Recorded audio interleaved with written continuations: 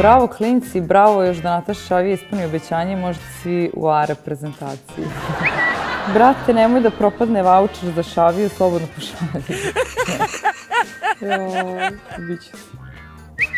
Šavija namaže grlom.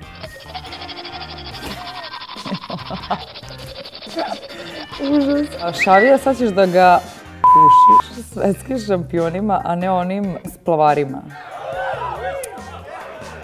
Pa, ja ne znam, znači niko nikad nije zadovoljan. Prosto ne znam šta da radim, da li da ispunim obećanje ili ne. Je li se oglasila starleta Nataša Šavija? Šta se dešava kod devojke kad devojke osvoje zlato? Ili ima neko lizanje gratis? Stvarno, zašto nijedan muškarac nije obećao našim sportistkinjama neko lizanje? Srbija je prvak sveta u fudbalu u 20. Šta je to? Aha, starleta Nataša Šavija like this i oblizuje se. Joj, stvarno ima duhoviti.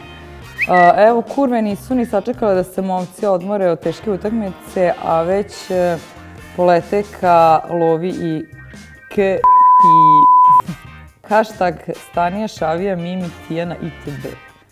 Zaborili su macu diskriciju, mislim, stvarno. Nije u redu. Koga briga šta Šavija voli u seksu? Mislim da to briga mnogi, ali ajde. To je to.